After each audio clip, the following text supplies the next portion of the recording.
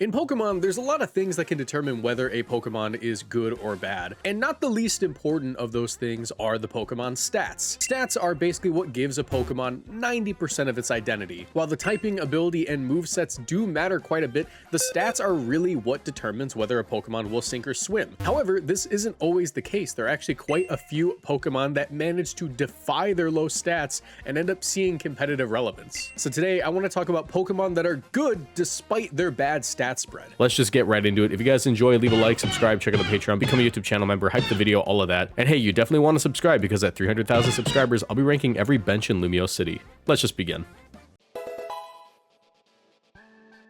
I think we always have to start off with Talonflame, as Talonflame is kind of the quintessential bad stat Pokemon that manages to be good in spite of them. Talonflame is a Pokemon with a massive 126 base speed stat, but everything else leaves a lot to be desired. Beyond that 126 base speed, it's got 78 HP, 81 attack, 71 defense, 74 special attack, and 69 special defense. Basically, every one of its stats is below 90 except for that speed stat, but that speed stat isn't exactly what's carrying it to competitive viability. It's actually its ability Gale Wings. Gale Wings is the signature ability of the Talonflame line, which grants it priority on all flying type moves as long as it's at full HP. This allows for Talonflame to be a very reliable Tailwind setter for its partners, as on turn 1 it will be able to get priority Tailwind off, allowing its partners to outspeed the opposing team and deal as much damage as they can. However, Talonflame does have a couple of other things going for it, as it is a Pokemon that can one-shot opposing Tailwind setters like Whimsicott. To do this, Talonflame actually runs the Sharp Beak item with the move Dual Wing Beat, allowing for it to one-shot Whimsicott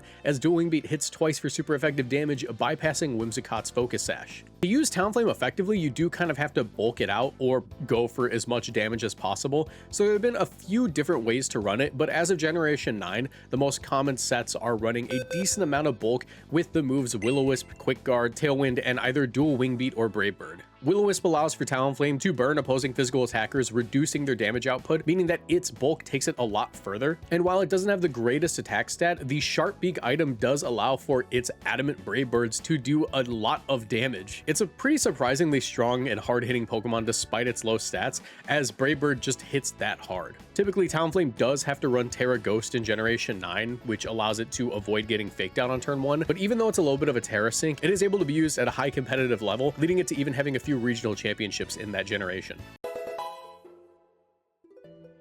Sticking with support Pokemon, I want to talk about Maushold next. Maushold is a Pokemon with some pretty terrible stats. It has 74 HP, 75 attack, 70 defense, 65 special attack, 75 special defense, and 111 speed. Once again, it's a Pokemon with like no stats above 80 other than its speed stat, but this Pokemon is carried by a couple of really cool and interesting things, not the least of which is the ability Friend Guard. Friend Guard allows for Maushold to reduce the damage that partner Pokemon take by 25% as long as it's active on the field. And Maushold can further support a team by having access to the move Follow Me.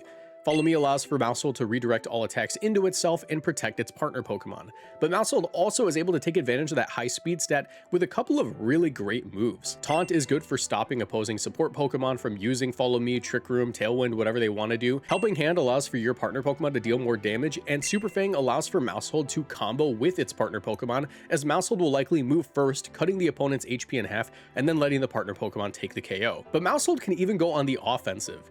It has access to the ability Technician, which boosts the power of moves less than 60 base power by 50%, and it has access to the exclusive move Population Bomb. Population Bomb is a 20 base power move with 90 accuracy, which hits up to 10 times. By combining this move with the ability Technician, it ends up being a 30 base power move, which with the wide lens ends up being 99 accuracy, meaning that in a lot of situations you will be hitting 10 times in a row, leading to it being effectively a 300 power normal type move. This is absurd damage output, which is only balanced due to the fact that Maushold does not have the attack stat to back it up. Even despite that, it's still hitting for a ton of damage, and it's ended up making Maushold a regional champion.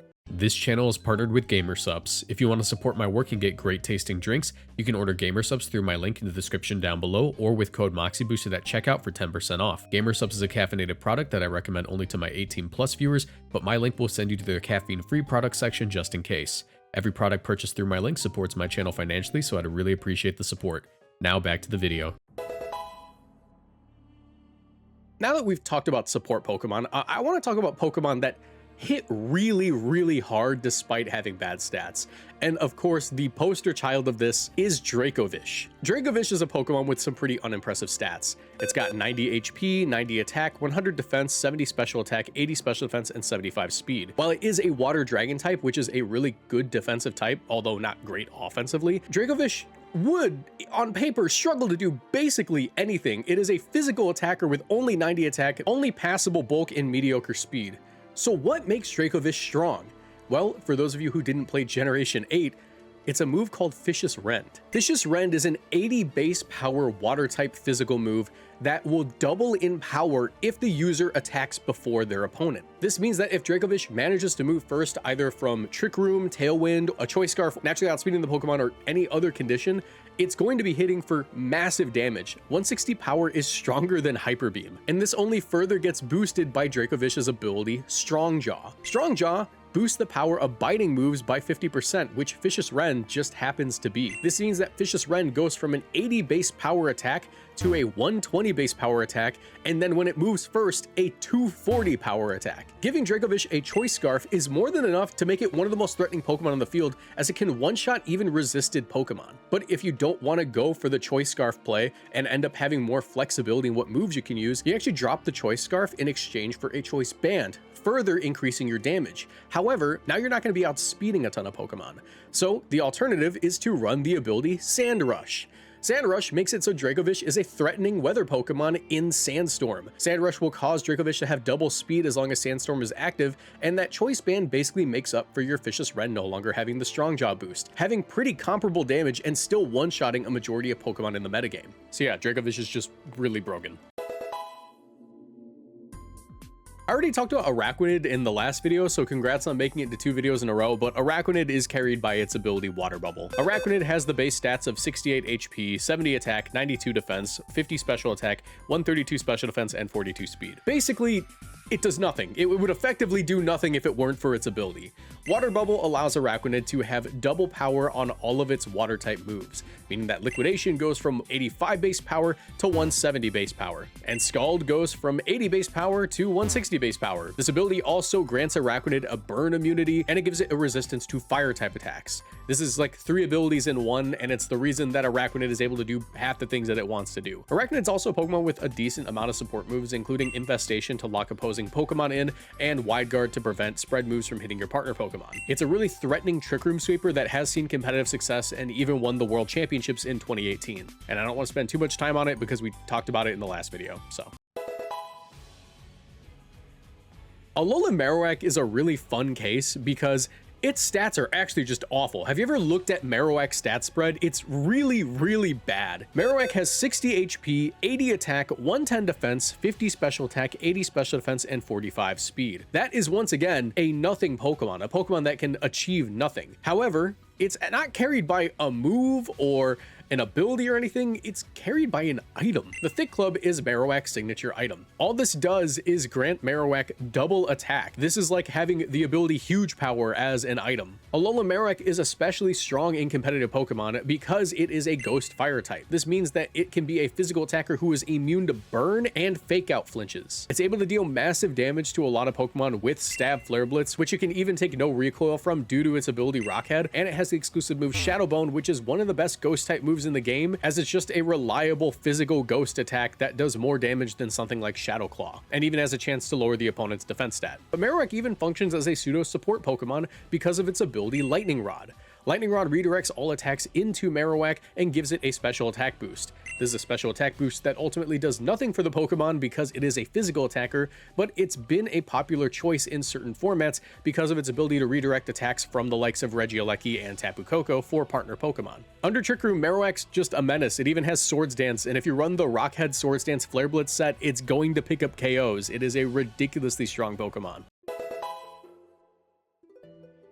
It's time to have a conversation about Amoonguss. Amoonguss has bad stats. I don't know why we act like its bulk is incredible, because if we're being honest, 114 HP, 70 defense, and 80 special defense is really nothing special in terms of bulk. It is completely carried by its typing and its ability and moveset. It's everything else about Amoonguss that allows it to be strong. Amoonguss is a poison grass type with the ability Regenerator and access to moves such as Rage Powder, Spore, Sludge Bomb, and Pollen Puff. It's arguably like one of the top 3 best Pokemon of all time, and it's probably the best grass type of all time. Its typing being poison and grass means that defensively it's able to do quite a few things. It can switch in on fighting moves from the likes of Urshifu, water moves from the likes of Urshifu again, and of course other water type attackers, but having resistances to typing such as electric, fighting, and water means it's able to redirect attacks into itself super reliably. And its ability Regenerator means that it's also able to passively recover health on itself by switching out. Regenerator grants Amoonguss 30% of its health back every time it switches out from battle. This means that Amoonguss can do sort of a revolving door strategy with Incineroar by intimidating, parting shotting, and just pivoting in and out to get health back and be a nuisance. Spore also allows for Amoonguss to put opposing Pokemon to sleep for a few turns,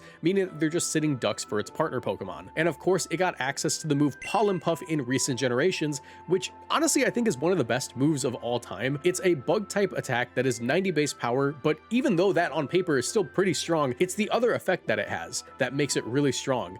This move is just Heal Pulse. It heals your partner Pokemon for 50% of their health, and this move is only distributed to a limited amount of Pokemon, including the likes of Pokemon like Rabombi, but giving it to Amoonguss was kind of insane. Why would you give an already incredible Pokemon a move that can also heal its partners? I get that it has to choose this over Leaf Storm or Sludge Bomb for good damage, but it's still able to put on slight offensive pressure while healing partner Pokemon. And this is all despite it having pretty mediocre bulk and no offensive stats. Amoonguss just manages to be one of the greatest Pokemon of all time despite having bad stats.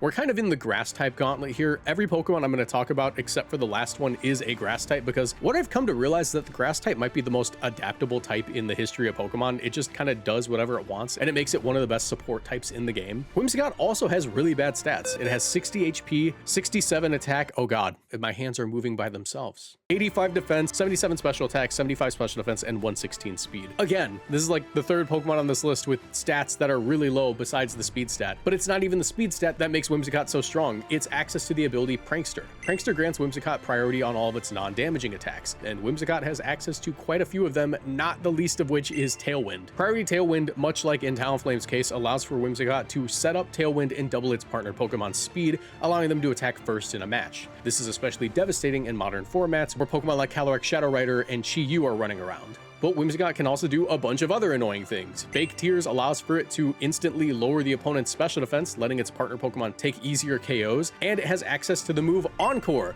which can force your Pokemon to be stuck protecting if you even dare to protect in the face of it. This also just locks you into a bunch of other moves, and one of the best applications Whimsicott has for Encore is turning off Trick Room. Because you need to click Trick Room to set up Trick Room, and Encore will lock you into the move you last used, Whimsicott can force a Pokemon to reverse Trick Room immediately. Whimsicott is historically one of the best support Pokemon of all time, and its stocks have only gone up with Dynamic Speed being introduced in Generation 8 and continuing in 9 and Champions.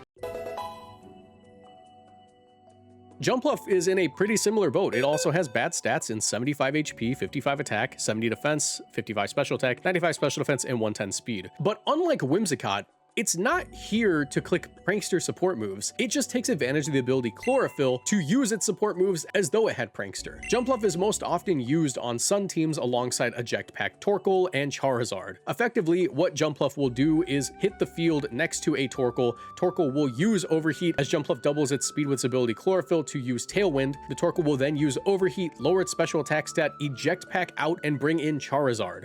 Charizard at which point can sweep your team with Solar Power Heat Wave. From this point on, after the Tailwind is up, Jumpluff just plays a pure support role, with it having a lot of similar tools to Whimsicott, but with the addition of Sleep Powder, which is extremely deadly, as putting a Pokemon to sleep while there is a Charizard in Sun on the field means that you're going to get some pretty easy KOs as the Sun player. Jumpluff is also able to bypass one of Whimsicott's major downfalls, and that's the fact that Whimsicott can't Encore Lock or Taunt Dark types. Meanwhile, Jumpluff is perfectly capable of using its support moves into Dark types, as it's not a Prankster move and the Dark types will not be immune. Jumpluff also has access to Rage Powder, which allows it to redirect attacks into itself. Jumpluff is kind of like a weird amalgamation of Amoonguss and Whimsicott, taking all of their best traits and putting them into one weird puffball. And the final redirection grass type I want to talk about today is Mega Scovillain. Mega Scovillain is such a treat in competitive Pokemon because no one expected it to be good, but it just ended up being this weird anti-meta menace. Mega Scovillain has 65 base HP, 138 attack, 85 defense, 138 special attack, 85 special defense, and 75 speed. These stats on paper may not seem that bad, but you have to keep in mind that this is a Mega Pokemon. The bar for having good stats is much higher when you're spending a Mega Stone on it. What makes Mega Scovillain good despite it having these mediocre stats actually isn't its high attacking stats. You would think that having 138 attack and 138 special attack would mean that Mega Scovillain's role on a team is to deal as much damage as possible, but as it turns out, it's a support Pokemon. Mega Scovillain has the ability Spicy Spray, which causes all Pokemon who damage it to get burned instantly. Like, there's no way around it, it's not a chance. It's not like, oh, maybe you'll get burned. No, you just get burned. Doesn't matter if it's a physical attack, a contact move, or a special attack. All moves that hit it and deal damage will burn the user. Mega Scovillain can combo this with the move Rage Powder, forcing the opponent to hit it. Now, normally in a format like Scarlet and Violet, where we have powerful special attackers like Chi-Yu, Fluttermane, and Calyrex Shadow Rider running around, Mega Scovillain wouldn't be one of the strongest Pokemon in the game. However, in early Pokemon Champions, there aren't a lot of special attacking Pokemon, with the three main ones being Mega Charizard Y, Mega Floette Eternal, and Sylveon. Beyond them, it's pretty rare to find a strong special attacker, especially one with spread moves. Most teams consist of like 5 physical attackers and 1 special attacker, and because of that, Mega Scovillain's actually a really difficult Pokemon to deal with, as it invests heavily into its bulk to survive hits, and goes for moves like Leech Seed to get recovery off of the opponent's Pokemon, stalling out the game, and redirecting hits into itself, burning the opposing Pokemon, and further decreasing the damage that the team's able to deal with. All of this is happening while a stronger Pokemon next to Mega Scovillain, like Kingambit, Dragonite, or Garchomp, is setting up to sweep the rest of your team. Mega Scovillain just works despite all of its stats being so garbage. And yes, even though it doesn't invest into its special attack, it can run Giga Drain to have some pretty decent recovery and damage output, as because it has 138 base special attack, it doesn't need to invest into it that much to deal significant damage. And finally, I would argue the face of bad stat Pokemon that are just good despite them is Smeargle. Why is Smeargle good? Because it learns every move in the game. Smeargle's stats are 55 HP, 20 attack, 35 defense, 20 special attack, 45 special defense, and 75 speed. These are the worst stats I've seen in a while. They look like Ditto stats. Ditto has really bad stats, and I didn't include it in this video because it's Ditto. It doesn't keep its stats. Smeargle, though, does keep its stats, but it still manages to be a major threat in competitive Pokemon because it has access to every move in the game barring Dark Void because of reasons. While Smeargle may not have the greatest stats on Earth, having access to every move means that it is the most flexible Pokemon of all time. Smeargle only runs the same couple of moves in competitive though, as far as VGC goes. It likes to run Fake Out, some variant of Protect, usually Spiky Shield, Spore, or Sweet Kiss, and Follow Me. It doesn't run any actual attacking moves and runs a full support moveset because it's the only Pokemon that can do everything you want from a support Pokemon in one role. It even has the ability Moody, which will grant it a random sharp boost to one of its stats while slightly decreasing another stat. This can lead to Smeargle having ridiculous speed boosts or defense boosts, making it really difficult to deal with as it keeps putting you to sleep or surviving hits it really shouldn't be able to. And back in the day, it was even worse because it could get evasion boost, meaning it would dodge hits outright. Smeargle is like the most flexible Pokemon of all time. I've even seen people run like petty Smeargles that run every signature move of the opposing restricted legendary like Astral Barrage or Glacial Lance, and then running Imprison on it so they can't use those moves. Smeargle is also great on Trick Room teams because Moody will give you a stat drop. It'll activate Eject Pack, meaning you can go for Fake Out, Trick Room, and then Smeargle switches out immediately for another Pokemon, letting that Pokemon hit the field and sweep. Smeargle is just one of the biggest demons in VGC. It is consistently strong, and while it usually doesn't find the most usage in lower power formats, Smeargle tends to scale in power with the format that it's in, as in restricted formats, Smeargle is able to do everything it needs to do and disrupt games to a level that is really difficult for a lot of teams to deal with. But yeah, those are just a few Pokemon that are good despite their bad stats. Let me know if I missed a few. Comment them down below. If you guys enjoyed, leave a like, subscribe, turn notifications, and thank you to all of my Patreon subscribers. Thank you to all of my my YouTube members. Really appreciate the support. If you want to check out another video, go ahead and click the playlist on screen right now. I know you'll find something in there that you'll enjoy. And be sure to tune into my live streams. Those are going to be coming back. Thank you so much for watching, and I'll see you in the next one. Bye.